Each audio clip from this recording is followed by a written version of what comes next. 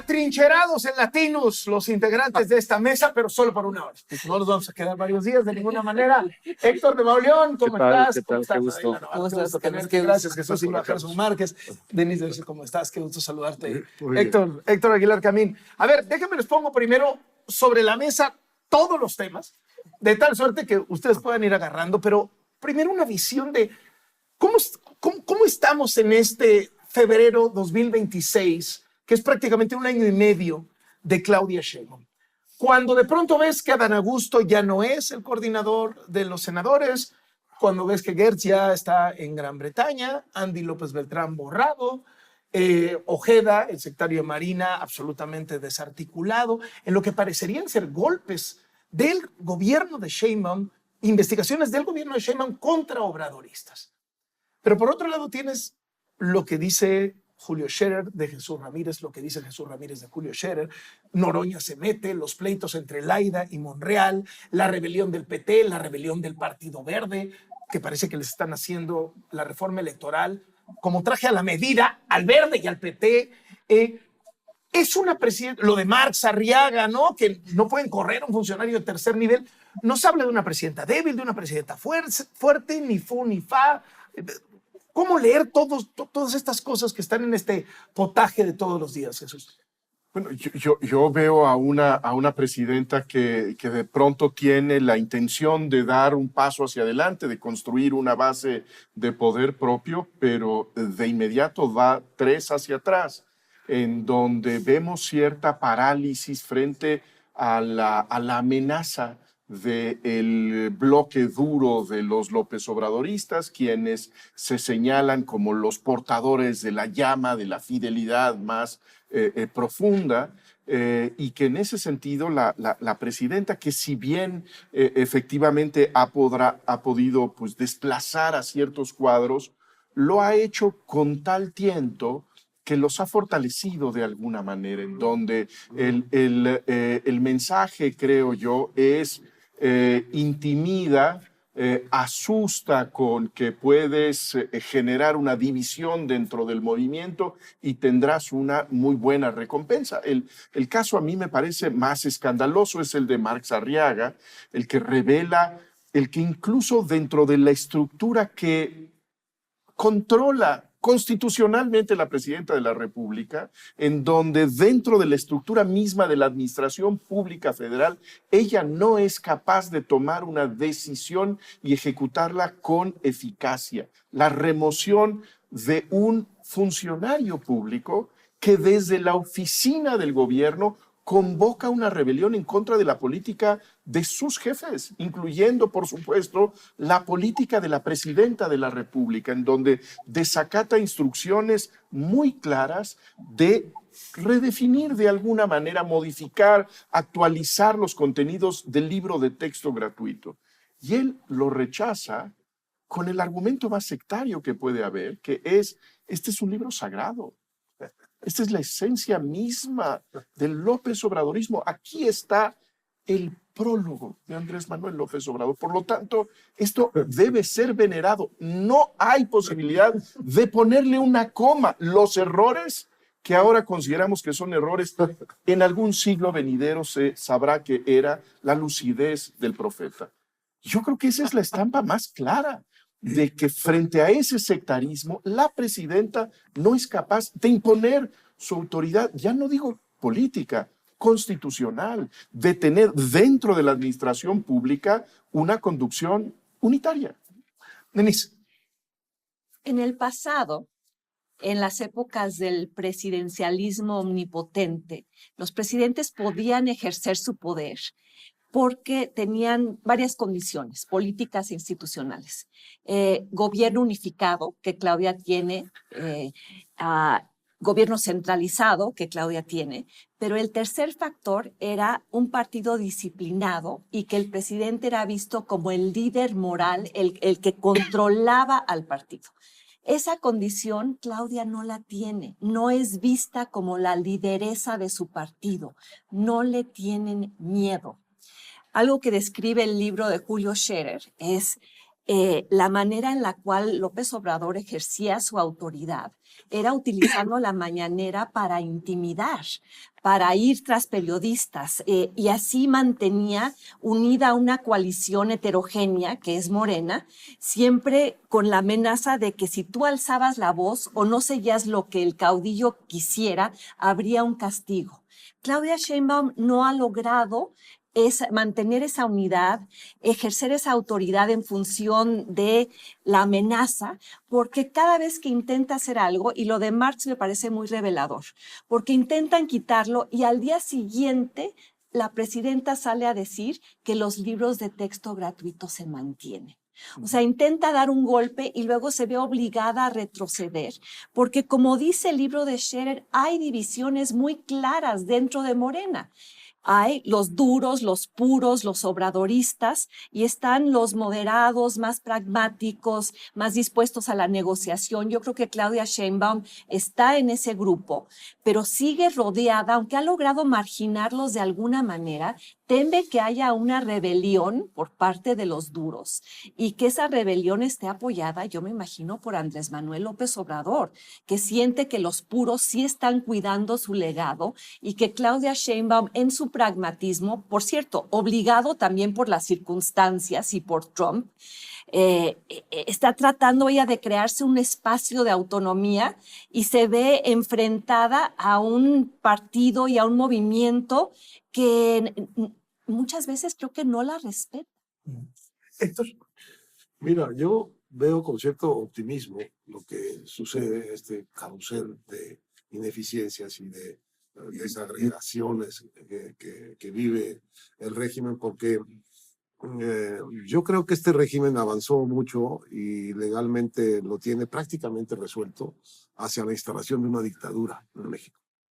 Le falta una reforma, que es la reforma electoral, para tener las condiciones legales y constitucionales de una dictadura. Bueno, creo que todos estos escandalitos y escandalotes que estamos viendo de estas indisciplinas, lo que nos dice es lo que de algún modo sospechábamos ya, y es que este gobierno no tiene eficacia para poder cumplir su proyecto.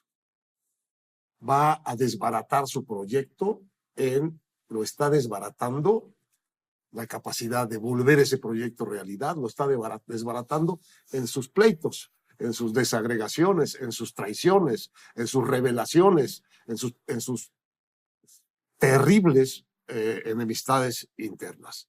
Y me parece que va camino a fracasar por completo.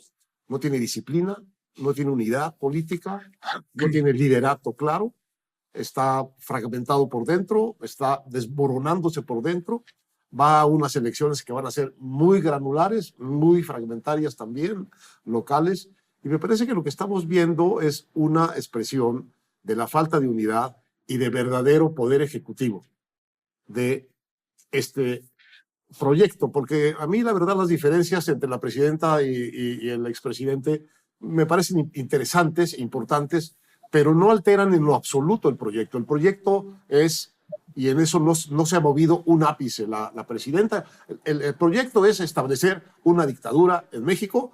Ya sabemos ahora como de qué tipo de dictadura les gustan, como la cubana, como la venezolana. Ya lo sabemos. Sí, el pleito es por quién ejerce la dictadura. Entonces, ¿Quién va a ser dictador o dictadora? ¿No? Pues creo que nadie. Lo que van a entregar es una dictadura batidillo, una dictadura fracasada, una dictadura que tiene la cara de satírica y carnavalesca y absurda, pues de los días que estamos viendo. Yo sí veo una presidencia debilitada definitivamente. Sí veo un golpe a la institución que representa la presidencia de la República, cuando en vivo y en directo estamos viendo que por primera vez en la historia de este país alguien le dice no a la presidenta. Y además un director de tercera categoría y un senador como Saúl Monreal, que la presidenta dice no puede heredarse las candidaturas, y Saúl Monreal después de eso dice si la gente de Zacatecas quiere que yo vaya, yo voy a hacer. O sea, no importa lo que piense la presidenta, mi proyecto va. Entonces, creo que ese es un golpe, y es un golpe contundente para la institución que significa la presidencia de la República, y es un golpe que está fraguado desde el obradorismo. No hay un sheinbaumismo, por decirlo. Entonces, aquí lo que están ponderando es el obradorismo. ¿Te das cuenta? Porque en los informes de la presidenta o en las presentaciones siempre es un honor estar con Obrador. No es un honor estar con Sheinbaum, es un honor estar con Obrador. Entonces, el obradorismo es el que está debilitando la presidencia de la primera mujer en México. Entonces, sí veo una presidencia debilitada, sí veo que esto se puede todavía desbordar aún más con los ejemplos tan clarísimos de Max Arriaga, de Saúl Monreal o de gobernadores que están como el de Sinaloa, ¿no? O la rebelión del PT y el Verde. La rebelión del PT y el Verde. Entonces, creo que sí se puede desbordar ante esta debilitación que tiene la presidencia de la República. Pues creo que estamos viendo el derrumbe ético y moral de los moralmente superiores. Que López Obrador, para fortalecer su movimiento, no tuvo reparo en abrir las puertas de quien fuera, de quien le pudiera llevar dinero, de quien le pudiera llevar votos, de quien le pudiera garantizar poder. Y por ahí se colaron toda serie de personajes que tuvieron el cinismo de declararse obradoristas, que tuvieron el cinismo de jurar no mentir, no robar y no traicionar, mientras con una mano firmaban ese decreto, con la otra mano se llenaban las bolsas de todo lo que ya hemos visto, de este derrumbe que comenzó claramente, visiblemente con el verano de la 4T del año pasado, donde se empezaron a exhibir los lujos, las frivolidades de quienes decían vivir dentro de una austeridad franciscana, etcétera. Y al mismo tiempo se acercan las elecciones intermedias, se va el payaso, pero deja el circo. Se acercan las elecciones intermedias y entonces todos empiezan a ver qué puesto van a ocupar dentro de la función que viene, y como no tienen ninguna lealtad entre ellos, porque las trayectorias de todos son pues disímbolas, pues comienza la guerra de patadas bajo la mesa, pasando encima de una presidenta que tiene más poder que nadie, desde Salinas tal vez, pero que no lo puede ejercer, que le hace agua y está lleno de grietas el suelo sobre el que está parada. ¿Ves una presidenta con miedo, Héctor? Una presidenta que le tiene miedo a los radicales, una presidenta que tiene miedo a decir las cosas por su nombre, cuando se descarrile el interoceánico, cuando la barredora, cuando el huachicol fiscal. No veo una presidenta con miedo, veo una presidenta que no tiene empacho en mentir. Veo una presidenta que está respondiendo directamente a las presiones de Estados Unidos. Yo no comparto la idea de que toda esta limpia de personajes sea la decisión de una presidenta que está imponiendo. Creo que es producto de las presiones ante personajes que se habían vuelto insostenibles. Adán Augusto es uno de los ejemplos, faltan muchos. Creo que el libro de Julio Scherer y de Jorge Fernández Menéndez va a acelerar ese proceso por las implicaciones que tiene, por la cantidad de lodo que salpica y por la cantidad de lodo que se salpica a sí mismo el autor, que presenció todo esto y cayó, que atestiguó todo esto y no dijo nada, que reunió dinero para la campaña de López Obrador. Salvo Carlos Ursúa, como todos, ¿no? Bueno, Germán Martínez, que se salió, pues pues se cuentan con la mano quienes tuvieron la honestidad, las agallas, el valor de decir, está pasando esto y yo no voy a dejar que mi nombre quede involucrado para la historia de esta manera. Y al mismo tiempo, pues todos los que aplaudieron, era un honor estar con Obrador, etcétera, pues quedan seriamente implicados. O sea, no puede ser que el consejero jurídico del presidente esté diciendo que su jefe de asesores le abrió la puerta al rey del huachicol para que llegara con Mario Delgado, el presidente de Morena, y que a partir del presidente de Morena se pagaran las campañas de Alfonso Durazo, de Rubén Rochamoya, de Américo Villarreal, entre las cosas que se dejan ver ahí. El libro es demoledor en ese sentido, pero es demoledor también para el que se esperó hasta el momento de cobrar cuentas, de ajustar cuentas, para decir lo que había lo que había visto. Y luego lo peor, la corrupción que se negó siempre, La exhibe. no, la confirma Jesús Ramírez cuando le dice, sí, pero tú saliste bajo señalamientos de extorsión. Y corrupción. Y corrupción y tráfico de influencias. Entonces, pues lo que se había callado afloró. No obstante, Jesús, la presidenta contesta, y lo hizo hoy con todas sus letras, no creo que sea necesario investigar a Julio Scherer. No creo que sea necesario investigar a Jesús Ramírez. Yo no voy a leer el libro. Oírlo. Es decir, todo esto que se están diciendo entre morenistas, que se acusan como testimonio de primera mano de actos de corrupción, de colusión con el crimen organizado, que ojo, en las cortes de los Estados Unidos, estos testimonios de yo vi, es lo que termina condenando a gente 40, 50 años de cárcel. Aquí ni siquiera una investigación. O sea, Marx Arriaga y Mario Delgado cruzándose acusaciones de corrupción y no hay más. Hay un pacto de impunidad. Yo en ese sentido sí veo una presidenta detenida por el miedo de las consecuencias que pudiera tener el actuar y el confrontar a los pillos de su organización, incluso seleccionar a los más sobresalientes de ellos, ¿no? Y con los que se tienen mayor, digamos, prueba de sus trapacerías. Lo que vemos una y otra vez en la presidenta es no le muevan, que esto se meta por debajo del tapete, que es el reclamo que le hace a Julio Scherer. Esto lo debemos nosotros tener entre nosotros. Habíamos acordado, porque somos un gran movimiento, un pacto de silencio, porque la causa está por encima de la verdad y de la justicia. Yo creo que ese es el reclamo que le hace. Jesús, yo no veo en eso miedo, veo complicidad, veo la confirmación del pacto de impunidad de los ¿No hay también una estrategia política de decir solo la unidad nos garantiza el éxito? Y además creo que ese es el cálculo que hay, que no puede. No, yo cambiar en la mañanera. O sea, ellos piensan que la mañanera es la que dicta la agenda política y la agenda de la narrativa en este país. La presidenta, al evadir esos temas, al decir, no, ni siquiera voy a leer el libro, no es tema. No es tema para nadie, ¿no? Entonces, y ella quiere que no sea tema y lo descalifica diciendo es solo un asunto del círculo rojo, a la población no le importa. Porque la estrategia es mantener la unidad a costa de combatir el pacto de impunidad. Unidos y corruptos. Unidos y pillos, unidos y cómplices, unidos y guachicoleros, unidos y extorsionadores.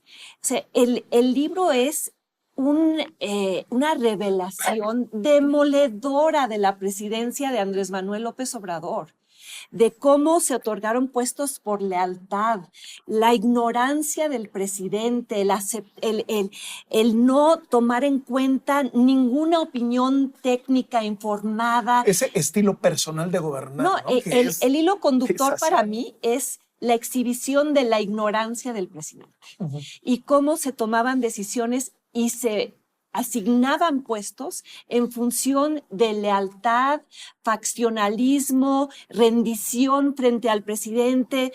Démosle a la fiscalía porque nos ayudó. O sea, hay una confesión en ese libro. Días antes de que asumiera posesión López Obrador, se dan cuenta de que se les había olvidado nombrar al fiscal general de la República.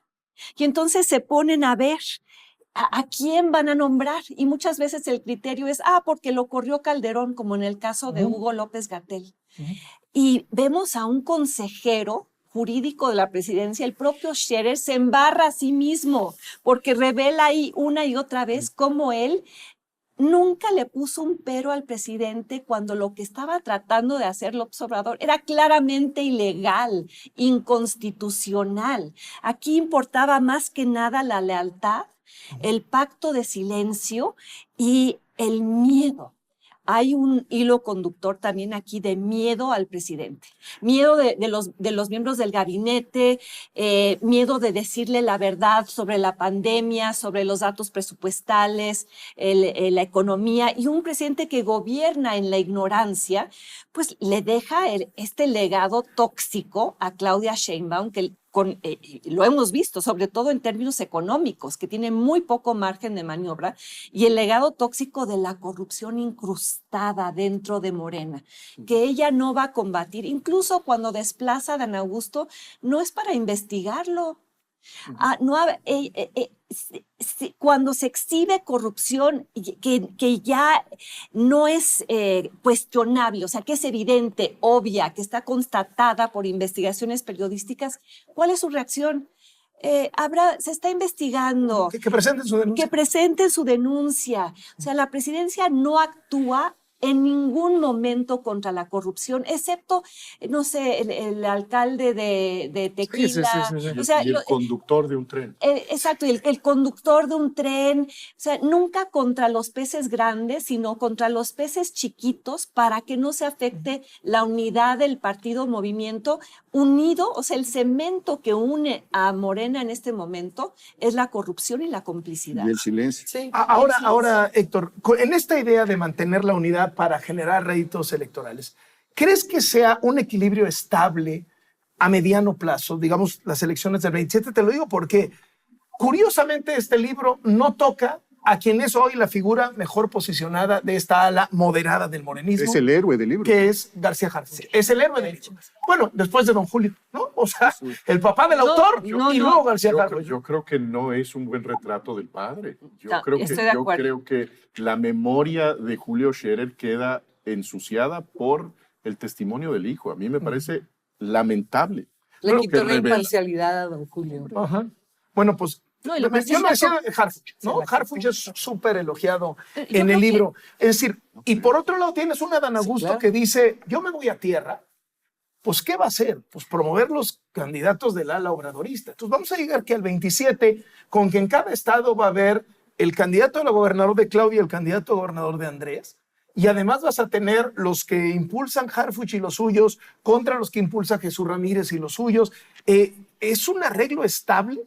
No, como lo estamos viendo. Es un arreglo muy inestable y tiende a acelerarse en sus desagregaciones. Voy a insistir en la palabra. La presidenta tiene razón en que esta unidad del pacto de impunidad es lo único que puede sostener a Morena en el proyecto absurdo que tienen para el país. Y eso es lo que se le está yendo de entre las manos. Todos los días se le va de entre las manos la posibilidad de mantener unido ese movimiento. Han tomado el poder suficiente para borrar instancias institucionales, políticas, que puedan denunciarlos, desafiarlos, obligarlos a rendir cuentas. No hay Suprema Corte, no hay Poder Judicial, no hay oposición en el Congreso, no hay una minoría que pueda imponer sus investigaciones sobre el gobierno, de las trapacerías que hace el gobierno. En ese sentido, tienen planchado su proyecto dictatorial. El drama que están viviendo es que es de adentro de donde viene la impugnación y de donde vienen las diferencias graves. Tú lo dices mucho en tu noticiero. Este tema del huachicol fiscal no lo digo yo, lo dice la fiscalía. Esto de la barredora, no sé quién lo dice, si la fiscalía. No ¿Sí la fiscalía también? Bueno, esto de Scherer no lo decimos nosotros, lo dicen ellos. Y eso es lo que les está haciendo un daño terrible. Y en ese sentido, esta presidenta, poderosísima desde el punto de vista legal, desde el punto de vista institucional, desde el punto de vista de que no tiene oposición, es una presidenta en los hechos con muy poco poder. Tan poco poder que no puede correr a un director general de una Secretaría de Estado. Pero se dan cuenta que a pesar de esto que estamos diagnosticando, no hay oposición. Pues que ¿Dónde no hay. están los partidos de oposición? Pues haciendo críticas, tuiteando, viendo cómo se acomodan en la reforma electoral. O sea, esa es la enorme paradoja. No hay una oposición que capitalice el lodazal. O sea, en la elección intermedia que se viene, si ya pasó la reforma electoral como la pretende la presidenta, vamos a ver a una oposición que no va a competir en condiciones de igualdad, que sus capacidades de ganar o de impugnar van a ser limitadas. Entonces, vean esto, una presidenta debilitada en un contexto de mucha erosión y de mucha confrontación dentro de su propio partido, pero por el otro lado, un vacío político. Denise, pero ahí es donde vamos a ver el desgajamiento desde dentro. Lo estamos viendo, lo decía Diana hace un rato, en Zacatecas, en Chihuahua. Y lo vamos a empezar a ver cada vez más en cuanto aparezca la pugna por las candidaturas. El verdadero enemigo de Morena y de los que gobiernan hoy en las intermedias no es la oposición, son ellos mismos. Irse deshaciendo en su unidad es lo que... Pero la pregunta es quién va a capitalizar el lodazal. La catástrofe. ¿Va a ser el grupo que resulte ganador de esta pugna? ¿Va a ser el grupo dentro de Morena que triunfe después de esta confrontación que viene? Un apunte. El que triunfe va a ser un fragmento menor que lo que triunfó en el 24. Sí, puede ¿No ser crees que hay sea... una posibilidad en donde se arregle, en donde al final puedan llegar a arreglos, como llegaron a arreglos las corcholatas? Por ahí, que digan, oye, pues no vas tú, no. por ahí dicen que el pastel... Ese es el pacto de impunidad. Sí. O Por sea, ahí ese dicen que el sería pastel pacto es tan de impunidad. grande que al final no va a haber necesidad de llegar a una confrontación tan cruda. Va a alcanzar el reparto para calmar, no a todos, tal vez haya por ahí algunas rebeliones, pero pues el pastel es inmenso, es inmenso. Todo anuncia que vamos a ver un año terrible. Pero yo creo que este es un poco el fracaso del proyecto del personalismo La político. desinstitucionalización. Porque es toda una estructura marcada por el personalismo político, pero que finalmente tiene la obligación de ceder a una figura que no reemplaza al fundador. Y en ese sentido no es estable ese modelo político, esta idea de tener una estructura personalista, pero que después muy suavemente transfiere el poder para que todo esté con la misma cubierta. Yo creo que es lo que ha fracasado. ¿Tú crees no que- me parece que pueda recomponerse. Se han roto las formas, Carlos. ¿Crees que se va a romper Morena? Se está rompiendo. Se está resquebrajando. Lo estamos viendo en vivo. Lo me estamos viendo en parece vivo y que en directo. sí. ese Pero Y ante Como las- son de Max Arriaga. ante las candidaturas, pues ese es un escenario en donde no me parece que es probable que se mantenga cohesionado. ¿Y allá hay una esperanza para la oposición? Pues ¿Te tendría cacharon? que haber. No. Oposición. A ver, voy a ser abogada del diablo aquí. En el pasado, cuando había divisiones dentro del PRI, existía la posibilidad real de irte a otro partido, porque ese otro partido podía ganar. Acción Nacional o luego PRD, lo que eventualmente fue el PRD. El problema es que ahora un político que quiere seguir en la jugada no tiene vida política en la oposición porque el pastel es lo suficientemente grande para repartirse. Y eso fue lo que mantuvo al PRI durante años. Entonces, yo no veo a Morena resquebrajándose en otro partido. Va a haber pleitos muy duros. No sé si la presidenta va a poder controlarlos, pero va a tratar de comprar lealtades, como siempre se ha hecho. O sea, le ofreció a Marx Arriaga la embajada en Costa Rica. Marx Arriaga. Exactamente. Y a los demás les está ofreciendo compensaciones y premios, ¿o no? A ver, déjame hago aquí un paréntesis que me parece súper pertinente. El Partido Verde Ecologista de México, propiedad privada de 3 personas que se llaman Jorge Emilio González, Arturo Escobar y Manuel Velasco, está siendo el que define cómo se reparte el pastel de la reforma electoral. El Partido Verde, estos 3 personajes que han probado históricamente su deslealtad. O sea, han sido aliados de todos en todos los momentos. Pero y eso son los que están definiendo las reglas Pero electorales de además el México. partido probablemente más corrupto, el más sancionado, ¿recuerdas? En la elección intermedia de Peña Nieto. El prototipo, la operación que hicieron en Chiapas, Arturo Escobar con maletines de dinero, el Niño Verde y el escándalo el escándalo de las escorts que ¿recuerdas? Cayó del departamento que tenía, no sé, en Cancún. Sí. sea, un partido que ha estado definido por el escándalo, por la corrupción, por el patrimonio, por el desafío a las reglas. El futuro de la República en manos del Partido Verde. Eso ya es una broma ¿Qué perversa. nos dice esto, Jesús? A mí me parece que estamos viviendo en el mundo en un tiempo de descaro brutal, ¿no? En donde no hay absolutamente ningún pudor. El libro de Julio Scherer es un libro impúdico. Es un libro en donde no hay absolutamente ningún recato, ni siquiera esa emoción me parece que podría tener el libro. Es un descaro absoluto en donde no hay ningún cuidado de ningún valor en el fondo, en donde es un despliegue de conductas cínicas protegidas por la supuesta santidad de un patriarca. Pero todo lo que hay debajo es el estiércol. Y un patriarca engañado, Claro, engañado porque por Bartlett, engañado por Jesús Ramírez Cuevas, engañado por, ¿a quién más ataca en el libro? A López Gatell. A López Gatell, exacto.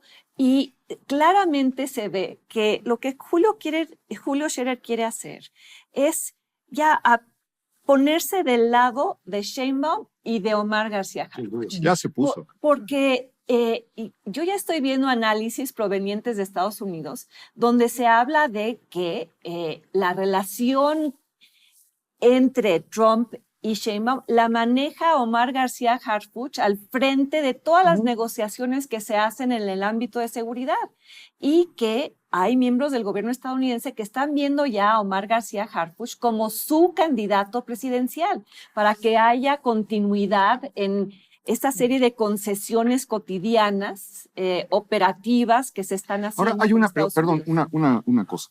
Desde hace tiempo, desde que salió Scherer del gobierno de López Obrador, hubo reportes de que se había cruzado el Zócalo para meterse al ayuntamiento, al edificio del ayuntamiento, y comenzar a operar entre empresarios para financiar lo que iba a ser la campaña de Claudia Sheinbaum. Entonces, Claudia Sheinbaum sabía que venía este libro. Sí. Probablemente el propio Scherer le avisó a dónde iban a ir los golpes. Probablemente ella sabe a quiénes le iban a pegar estos golpes y probablemente dice, yo no me meto, yo no voy a leer, porque pues ya el trabajo de demolición ya está hecho. Hay un escenario de desolación moral.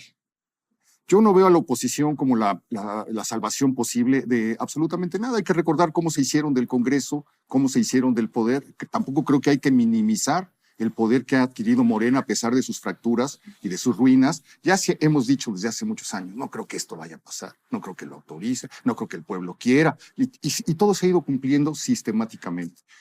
No veo una posibilidad de que a pesar de las ruinas, veamos en 2027 que se cae el partido oficial y que surge una oposición demasiado. hecha de pedazos. No lo veo.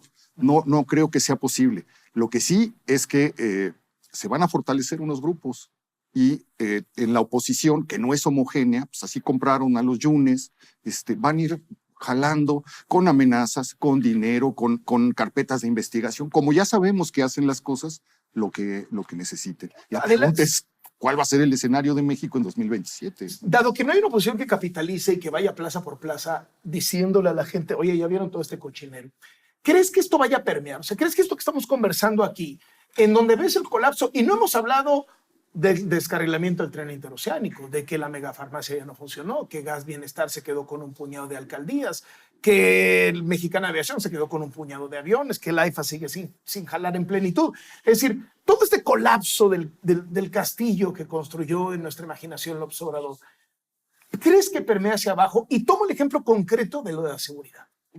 La presidenta sale a presumir que lleva 40% menos asesinatos en su sexenio. Pero la gente, en la encuesta que el propio gobierno hace sobre percepción de seguridad, se siente cada vez con más miedo. ¿Qué te dice esto? O sea, dice que disminuyen los homicidios, pero no dice que aumentan las desapariciones. Y eso lo estamos viendo en este momento. O sea, el caso de los mineros en Sinaloa, el caso de los empleados de Nissan en Michoacán, el caso de los 5 desaparecidos y después localizados muertos en Ahome, la familia que se va de vacaciones del Estado de México a Mazatlán y también es desaparecida. En Baja California ya 4 médicos asaltados por la Guardia Nacional, y hay cámaras donde se ve a la Guardia Nacional entrar, las extorsiones que están a lo largo y ancho del país, en todos los sectores, en el sector comercial, en la central de abastos, en el mar, en la tierra, en el aire, donde tú quieras hay extorsión. Bueno, entonces quitan al alcalde de Tequila y ponen a su brazo derecho. O sea, eso sí, eso es lo que le está, o sea, la cuestión va a salir desde México. La presión ciertamente es de Estados Unidos, pero quienes están sintiendo toda esta violencia, quienes están en riesgo y vulnerados, son los mexicanos. Y también volviendo al libro, ¿cuántas veces te ha llegado el libro por WhatsApp? ¿Cuántas veces les ha llegado el libro por WhatsApp? Sí, pero no sé si nosotros somos el público promedio. Pero se ha repartido en muchos teléfonos celulares, está agotado en tiendas, en librerías, a menos que lo haya comprado el gobierno todo, como también sucede, ¿no? Para que no lo lean los demás. No tuvo un impulso. Entonces, para regalarlo. Arturo Ávila. Entonces, creo que la inseguridad nos va a llevar a ese despertar. Es demasiado lo que está sucediendo en este ¿Crees que eso que pasa con la inseguridad en donde no está permeando el discurso oficial, pasa con corrupción, pasa con las grandes obras, pasa con el legado de López Obrador? Y con la narcopolítica. O sea, porque tienes políticos como Rubén Rocha en Sinaloa, que un narcotraficante lo señala directamente en una carta de su puño y letra que se iba a reunir con él, que asesinan a un ex rector en esa misma reunión y no le pasa nada, no hay una investigación en su contra. Y la mayoría de estos secuestros de los mineros, son en Sinaloa. Sinaloa hay un narcoestado. En Sinaloa está gobernando el narcotráfico. Y el gobernador, intacto, impune. Yo no creo que el tema de la corrupción evidenciada en el libro vaya a ser un deal breaker para el electorado de Morena. Sí veo otras dos debilidades muy importantes. Una es el tema de la inseguridad que ya mencionaron, pero la segunda es el tema económico. O sea, ¿cómo puede este gobierno mantener las transferencias sociales que constituyen o que han construido una base de apoyo electoral por muchos años, con una economía que no crece, una economía con un déficit fiscal muy alto, una economía que no atrae la inversión por la reforma judicial, por la incertidumbre, por el cambio constante de las reglas? Quizá el próximo año haya crecimiento económico negativo. Y si tienes ya toda una serie de gasto comprometido, las pensiones, el pago de la deuda, etcétera, insisto, el margen de maniobra es cada vez más pequeño. Y si la gente deja de recibir lo que ya espera del gobierno, o hay no sé si vaya a haber una crisis económica, pero sí claramente una desaceleración importante. Quizá eso se traduzca en términos de los bolsillos de los mexicanos. La inflación o sea, el registro oficial no es lo que estamos viendo nosotros en el día a día en el supermercado, ¿sí? O sea, yo no siento que esté retratada la manera en la cual es cada vez más caro comprar, exactamente. Pues vamos a lo que está sucediendo, porque lo que va a suceder en 2030, pues quién sabe. Lo que está sucediendo es que estamos viendo un poder que parecía enorme, concentrado en las manos de una presidenta, que resulta que está estriado por dentro, querellado por dentro y desbaratándose al punto de que esta presidenta todopoderosa no puede correr a un director general de una Secretaría de Estado. Esos son los hechos. Ahora, parte del estriamiento interior es el Partido Verde. El Partido Verde es parte de la ruptura central de la alianza de Morena para gobernar. El libro de Scherer nos demuestra que el Partido Verde no es tan distinto, que Morena no es tan distinto del Partido Verde en su cinismo, en su impudicia, en su corrupción. Más bien, está muy por arriba del Partido Verde porque se ha echado un negocito criminal desde el Estado de 530,000 millones de pesos, que es el huachicol. Eso el Partido Verde no lo ha soñado jamás. Eso es Eso es nivel Morena. Bueno, entonces yo creo que que no tiene una oposición, pero está tan roto por dentro que la consecuencia va a ser que se va a seguir rompiendo en las elecciones que vienen. ¿Por qué? A ver, quiero hacer un punto sobre el tema de que hay para todos y para todos va a alcanzar. Sí, siempre y cuando supongas la habilidad política que no demuestran. La habilidad política de entregar las candidaturas y de que los que pierden se aguanten, que es lo que pasaba con el PRI. No están demostrando esa habilidad política, no la tienen. Lo que están demostrando es que se pelean por cualquier cosa, y muy rápido y muy públicamente. Entonces, me parece que es un gobierno incapaz de ejecutar su proyecto.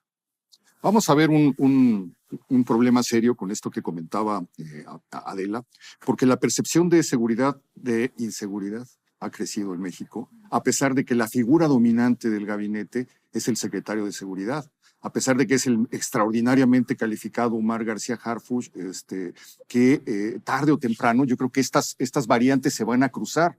La figura del presidenciable que ya destaparon, que ya han destapado desde ahorita, como uno de los candidatos en una de las columnas del oficialismo en un periódico, bueno.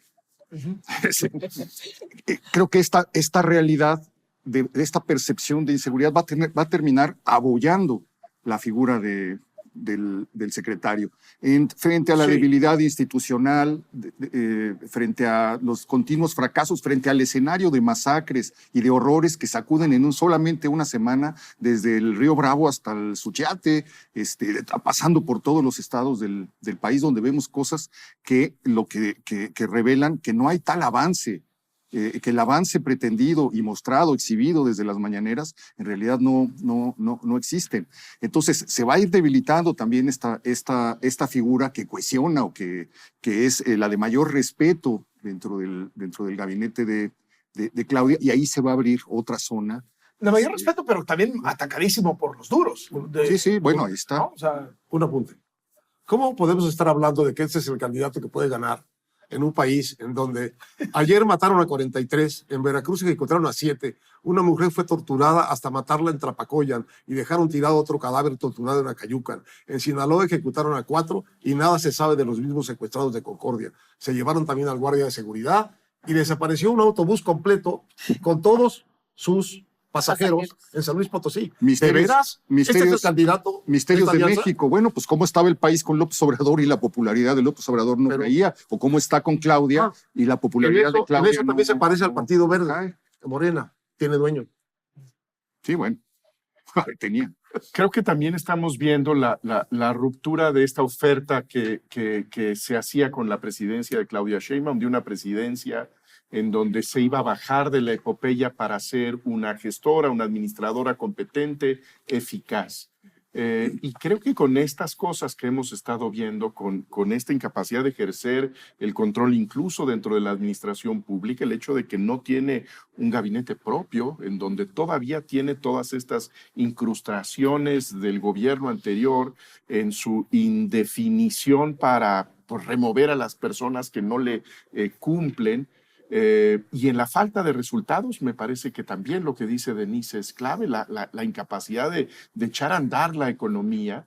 Se viene abajo esta idea de este autoritarismo competente, eficaz, que da resultados, sino que nuevamente tenemos el mismo desorden sin la personalidad carismática del gran patriarca, ¿no? Y me parece que ese es el resultado de un López Obrador que no entendía cómo funcionaba el aparato del Estado y lo fue desmantelando, demoliendo instituciones, diciendo no sirven para nada, todos son unos corruptos, los reemplazo por el ejército. Lo de Marx Arriaga evidencia algo que, insisto, es lo más evidente del libro de Scherer. ¿Qué sucede cuando tú nombras a alguien simplemente por lealtad? Porque es parte del movimiento. No tiene experiencia, no tiene prestigio, no tiene trayectoria. Es probablemente la primera vez que ganó 1,600,000 pesos en toda su vida y ahora está en este puesto del que no se quiere ir porque lo considera suyo. Hay una visión tan patrimonialista del poder. Al final sí les gusta la propiedad privada. De quienes han llegado y que además, por el tema de la lealtad por encima de la experiencia, son pésimos administradores, son pésimos ejecutores. Incluso lo estamos viendo con los militares, que López Obrador dijo, no, pues son mejores que el servicio civil de carrera, nos podemos saltar las manifestaciones de impacto ambiental, mejores que los ingenieros de la UNAM, no están ahí de respondones. Es lo que dice el libro. Sí. O sea, que le dice al ejército, construyan en la selva, y pues el presidente lo dijo, construimos en la selva. Nada más que ahora estamos viendo las implicaciones de poner a personas incompetentes a hacer obra pública y a repartir medicinas y a vacunar. O sea, estamos viendo una degradación de la capacidad operativa del gobierno en este país. Es que en 6 años no se hizo en muchos sectores, y también lo dice en el libro, en el caso, por ejemplo, de la Comisión Federal de Electricidad. ¿Por qué tenemos tantos apagones en todo el país? Porque en 6 años Bartlett hizo negocios, no invirtió, no hizo infraestructura, no creció, no trabajó con las energías renovables, nada más hizo negocios y dejó que otros hicieran negocios. Lo mismo pasa en términos de seguridad. Entre los abrazos y no balazos, se dejó de perseguir, se dejó de investigar, y el crimen organizado creció impresionantemente, y aliado además con muchos gobiernos, con muchas corporaciones policíacas que están infiltradas por el narcotráfico otra vez. Entonces ya no estamos ahora ya no en el país de las malas prácticas, sino en el de las mañas prácticas, porque ya están institucionalizadas. A ver, voy al tema de Cuba, porque no quiero que cerremos la mesa sin hacer hincapié en eso. Provocarles con un pronóstico. ¿Creen que vaya a pasar con el régimen cubano lo mismo que pasó con Venezuela? ¿Y qué tal la actitud de México frente a esto, Jesús? Pues me parece que lo que vemos en Cuba es de una carácter explosivo. Creo que si estaba en una situación crítica hace un año, en este momento sin la energía, sin el apoyo del régimen cubano, pues me parece que va en caída libre. No veo de qué manera pueda evitarse el colapso de la dictadura cubana. Lo que me parece que hay ahí de posibilidad es un entendimiento entre Trump y el régimen cubano, como es el que sucedió en Venezuela, en donde pues en este tiempo de descaros puede haber un viraje radical en donde pues Marco Rubio es recibido triunfalmente en La Habana y tiene un acuerdo con Díaz-Canel. Habrá que ver, pero me parece que es difícil imaginar que esto pueda prolongarse mucho tiempo, ¿no? ¿México frente a eso? La actitud de la presidenta Sheinbaum. Pues me parece que ahí hay estos resortes ideológicos que se prenden muy fácilmente en la presidenta de la República, sobre todo en la base de Morena, en esta idea de seguir viendo todavía a estas alturas a esa catástrofe como un modelo de resistencia y de dignidad latinoamericana. Creo que lo ha manejado con muchísima cautela, con esta pues, precaución de no irritar al gobierno de los Estados Unidos y al mismo tiempo salvar cara con unos envíos de ayuda humanitaria y de libros del Fondo de Cultura Económica. Héctor. Mira, el único actor decisivo que hay en estos Estados Unidos, porque La Habana no es un actor decisivo en esto, en el sentido de que no puede tomar ninguna iniciativa ni condicionar nada. Y lo que dice Chucho a mí me parece exacto. Me parece que está muy claro lo que quiere hacer Trump. Quiere hacer exactamente lo que hace en Venezuela. Va a ser de otra manera, pero que lo que está haciendo en Venezuela es que los mismos del régimen lo cambien y lo acaben desde dentro. ¿Por qué? Porque lo que no quiere, lo que no va a hacer, es invadir y asumir la tarea con sus propias manos de reconstruir eso. Lo que va a hacer en Cuba es distinto de Venezuela, porque hay el factor de los cubanos que están en el exterior, que podrían perfectamente hacerse cargo de Cuba siempre y cuando hubiese cambios dentro de la isla. Es un esquema distinto, pero es la misma idea. Ellos lo hicieron, ellos que lo desmonten. según nuestras instrucciones. ¿Les va a salir? No lo sé, pero eso es lo que está buscando Trump. Yo creo que la estrategia en el corto plazo es seguir ahorcando a la isla hasta que la gente empiece literalmente a morirse de hambre, que no tengan servicios, electricidad, etcétera, con la idea de que Díaz-Canel acepte un acuerdo con Trump.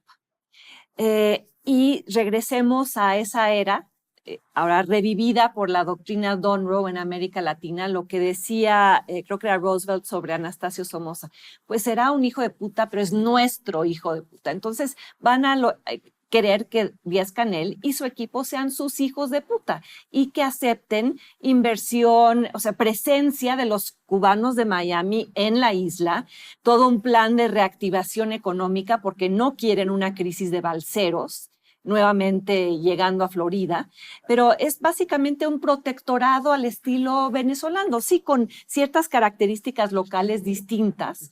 Ni siquiera me parece que Marco Rubio va a promover la democracia abierta en la isla por un buen tiempo, sino llegar, hacerse cargo y lograr que quienes están al frente de la dictadura cubana acepten la intervención estadounidense y logren negociar su supervivencia política. No, la caída de Cuba después de 60 años, pues es un golpazo, un gol histórico para el gobierno de Estados Unidos y en concreto para el gobierno de Donald Trump. Sí. El hombre que acabó de enterrar ese dolor de cabeza de Estados Unidos va a terminar siendo este personaje. Es increíble. Y luego, pues todo lo que abre, porque ya cayó Venezuela, ya cayó Cuba, y qué es lo que sigue, para dónde va a voltear a ver Nicaragua, va a voltear a tratar de resolver el problema que viene anunciando desde hace 2 años, que es el de la colusión del narcotráfico con el gobierno, con la política mexicana, etcétera. Pero creo que esto es un parteaguas que cierra un capítulo en la historia latinoamericana, y el que está poniendo el punto final me parece aterrador. Es precisamente. ¿Qué pasa con todos los enamorados de la dictadura cubana que están incrustados en Morena y que ahora ven cómo la presidenta Sheinbaum, pues por más que en la mañanera diga, a la hora de la hora está a las órdenes de Trump y le dejó cuando se levante el cerco informativo y se pueda ver la realidad de lo que está pasando en la isla, pasará lo que pasa siempre. Habrá muchos desengañados. Le pasó a Octavio Paz, ¿no? Un ambiente como la de Octavio Paz, que vio finalmente lo que no había querido ver en el caso de la Unión Soviética. Se tendrá que ver tarde o temprano las condiciones y la realidad, y habrá matices, habrá reacomodos en el discurso ideológico del gobierno mexicano, ¿no? Sí, pero es que sí es una situación, yo creo, más difícil que el periodo especial aquel de los 90, ¿no? Cuando la disolución de la Unión Soviética y que Cuba deja de recibir todos esos suministros. Creo que ahorita es peor. O sea, con las sanciones económicas que se vienen, con el recrudecimiento del embargo que ha existido desde hace muchos años también por parte de los Estados Unidos. Y yo también coincido, creo que Donald Trump quiere que Cuba se consuma a sí mismo. Ahora, perdón, hay algo muy rápido. Es que también hay algo que es muy polémico, pero es necesario, es positivo el envío de ayuda humanitaria a la gente de Cuba en estos momentos. Mucha gente que rechaza y critica, pero es que a la vista de lo que se está viviendo, creo que en ese sentido el gobierno mexicano tiene un punto a su favor al decir, al margen de todo esto, hay que enviar ayuda humanitaria porque hay una catástrofe. Como ya lo están haciendo otros países. Histórica en la isla, ¿no? Sí. No quisiera irme de la mesa, veo que estamos aterrizando ya, sin un comentario sobre Marx Arriaga. Es un sainete, es el sainete de la temporada, pero detrás del sainete hay una tragedia. En manos de ese personaje delirante que hemos visto, puso la 4T, la materia más preciosa que tiene el país, que es la cabeza de sus niños. Ese señor es el que hizo los libros que están modelando la cabeza de los niños. En las escuelas no hay quejas como en los hospitales. No hay niños con cáncer que no tienen medicinas y cuyos padres se quejan. Los niños y los padres no saben el daño que les están haciendo en las escuelas. Lo saben después. El daño de que no les enseñen matemáticas, no lo saben. No son son víctimas inocentes del daño que les hacen. Tiene que darse el daño, en el entendimiento del daño, desde fuera de las escuelas. Cuando se compromete la continuidad con o sin Marx Arriaga, lo que se está comprometiendo es la lesión permanente en la materia prima más preciosa que tiene un país, que es los cerebros vírgenes de su niñez y de su juventud.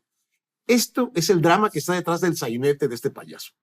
Y me parece un gran drama nacional. Y añado algo. La dificultad de quitar a Marx Arriaga muestra lo difícil que va a ser quitar a Morena. Muchísimas gracias por esta mesa. Gracias, Héctor. Gracias, Denise, Jesús, Adela. Muchas gracias. Héctor, Buenas noches. muchísimas gracias por estar con nosotros. Cumplimos, 1 hora y nos vamos. Aquí no hay atrincheramientos. Muchas gracias por estar con nosotros y siga, por supuesto, en nuestras plataformas aquí en La Reina.